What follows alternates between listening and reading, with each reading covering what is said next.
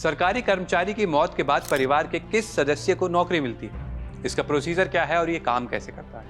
आज मैं आपको अनुकंपा नियुक्ति यानी कंपैशनेट अपॉइंटमेंट के पूरे नियम बताऊंगा। अगर किसी सरकारी कर्मचारी की नौकरी के दौरान अचानक मौत हो जाती है तो अक्सर लोग कहते हैं कि अब उसके बेटे या पत्नी को सरकारी नौकरी मिल जाएगी। लेकिन क्या वास्तव में ऐसा होता है? क्या परिवार के किसी सदस्य को अपने आप नौकरी मिल जाती है? जवाब है नहीं। भारत में ऐसी व्यवस्था को अनुकंपा नियुक्ति यानी कंपैशनेट अपॉइंटमेंट कहते हैं। इसका मकसद किसी परिवार को सरकारी नौकरी देना नहीं, बल्कि उस परिवार को अचानक आई आर्थिक परेशानी से बाहर निकालने में मदद करना होता है। यानी ये कोई अधिकार नहीं, बल्कि सरकार द्वारा दी जाने वाली एक विशेष राहत है, कंसेशन है। यही बात सुप्रीम कोर्ट भी कई बार अपने फैसलों में साफ कह चुका है। चलिए पहले आपको समझाता हूं आखिर अनुकंपा नियुक्ति होती क्या है। मान लीजिए किसी सरकारी कर्मचारी की नौकरी के दौरान अचानक मृत्यु हो जाती है और वो अपने परिवार का एकमात्र कमाने वाला सदस्य था। ऐसे में परिवार की आर्थिक स्थिति गंभीर हो सकती है। इसी संकट को देखते हुए सरकार कुछ मामलों में परिवार के एक डिपेंडेंट मेंबर को सरकारी नौकरी देने पर विचार करती है। लेकिन ये तभी पॉसिबल होता है जब संबंधित विभाग की योजना, नियम और एलिजिबिलिटी की सभी शर्तें पूरी हों। अब बताता हूं ये नौकरी किन लोगों को मिल सकती है। आमतौर पर डिपेंडेंट मेंबर्स आवेदन कर सकते हैं, जैसे पति या पत्नी, बेटा या बेटी। अनमैरिड सरकारी कर्मचारी के मामले में भाई या बहन, अगर वो पूरी तरह उस पर निर्भर थे। कुछ मामलों में मैरिड बेटा या बेटी भी पात्र हो सकते हैं, अगर डिपेंडेंटल रूल्स के हिसाब से वो वास्तव में डिपेंडेंट थे तब। अब बात करते हैं, क्या हर सरकारी कर्मचारी के परिवार को ये सुविधा मिलती है? जवाब है नहीं। ये सुविधा केवल उन्हीं मामलों में लागू होती है जहां कर्मचारी रेगुलर गवर्नमेंट सर्विस में था। अगर कोई कर्मचारी contract, daily veg, casual, apprentice या फिर टेम्पररी अपॉइंटमेंट था तो जनरली उसके परिवार को इस योजना का लाभ नहीं मिल सकता। अब सबसे बड़ा और इम्पोर्टेंट सवाल, क्या सिर्फ मौत होने से नौकरी मिल जाती है? जवाब है बिल्कुल नहीं। सबसे इम्पोर्टेंट बात यह है कि सरकार सबसे पहले परिवार की आर्थिक स्थिति का आकलन करती है। जांच के दौरान कई बातें देखी जाती हैं, जैसे परिवार की कुल आय कितनी है, परिवार को कितनी पेंशन मिल रही है, मौत के बाद मिलने वाले जो ग्रेच्युइटी है, पीएफ है, बीमा या फिर जो बाकी लाभ हैं वो कितने हैं, परिवार में पहले से कोई कमाने वाला सदस्य है या नहीं, और परिवार की संपत्ति और आर्थिक स्थिति कैसी है। अगर जांच में ये पाया जाता है कि परिवार आर्थिक रूप से सक्षम है तो आवेदन खारिज भी किया जा सकता है। इसीलिए केवल कर्मचारी की मृत्यु ही नौकरी की गारंटी नहीं होती।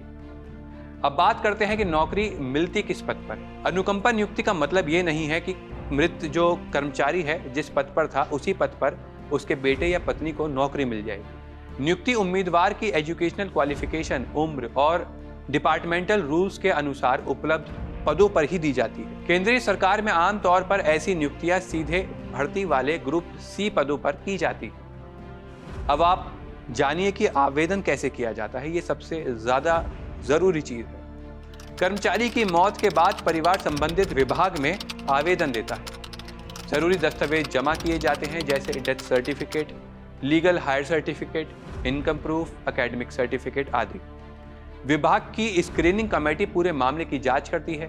परिवार की आर्थिक स्थिति और एलिजिबिलिटी का मूल्यांकन किया जाता है। अगर सभी शर्तें पूरी होती हैं और विभाग में डेजिग्नेटेड वैकेंसी उपलब्ध होती है तभी नियुक्ति की जाती है। अब जरा सोचकर देखिए, क्या नौकरी मिलना तय होता है? इसका भी जवाब है नहीं। ये सबसे बड़ा भ्रम होता है। अनुकंपा नियुक्ति किसी का कानूनी अधिकार नहीं।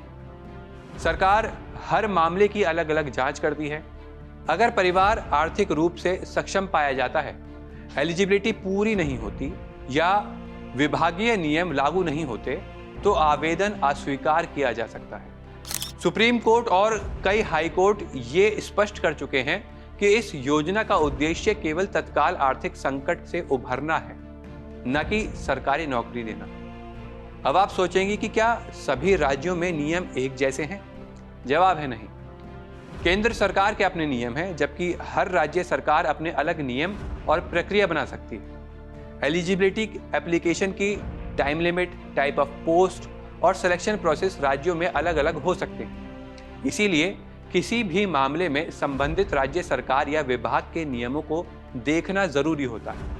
और हाँ, सबसे जरूरी बात, अगर किसी सरकारी कर्मचारी की नौकरी के दौरान मृत्यु हो जाती है तो उसके परिवार को अपने आप सरकारी नौकरी नहीं मिलती। पहले ये देखा जाता है कि परिवार वास्तव में आर्थिक संकट में है या नहीं है। इसके बाद पात्रता, शैक्षणिक योग्यता, विभागीय नियम, उपलब्धता और स्क्रीनिंग कमेटी की जो सिफारिश होती है उसके आधार पर फैसला लिया जाता है। इसीलिए अनुकंपा नियुक्ति एक मानवीय सहायता व्यवस्था है, लेकिन इसे सरकारी नौकरी पाने का निश्चित अधिकार नहीं माना जाता। अब एक और बड़ा सवाल है कि सभी राज्यों में अनुकंपा नियुक्ति के जो नियम हैं वो एक जैसे होते हैं? जवाब है बिल्कुल नहीं। यही बात सबसे ज्यादा लोगों को कंफ्यूज करती है। भारत में अनुकंपा नियुक्ति के लिए कोई एक जैसा कानून नहीं है जो पूरे देश में बिल्कुल एक जैसा लागू। केंद्र सरकार के अपने नियम हैं, जबकि हर राज्य सरकार अपने सर्विस रूल्स, रिक्रूटमेंट रूल्स और एडमिनिस्ट्रेटिव पॉलिसी के अनुसार अलग अलग नियम बना सकती है। उदाहरण के तौर पर उत्तर प्रदेश में अलग सर्विस रूल्स के तहत प्रक्रिया चलती है। बिहार की अपनी अलग व्यवस्था है। मध्य प्रदेश, राजस्थान, हरियाणा, पंजाब, महाराष्ट्र, गुजरात, कर्नाटक, तमिलनाडु, केरल, ओडिशा और भी ऐसे काफी राज्यों में जो अनुकंपा नियुक्ति है उसके लिए अलग अलग नियम और शर्तें लागू हैं। यानी एक राज्य में लागू नियम जरूरी नहीं कि दूसरे राज्यों में भी वैसा ही हो। अगर समय सीमा की बात करें तो कई राज्यों में कर्मचारी की मृत्यु के बाद 3 साल के भीतर आवेदन करना जरूरी होता है, जबकि कुछ राज्यों में 5 साल तक आवेदन की अनुमति दी जाती है। वहीं कुछ राज्यों में यदि परिवार विशेष परिस्थितियों में आर्थिक संकट साबित कर दे तो तय समय के बाद भी आवेदन पर विचार किया जा सकता है।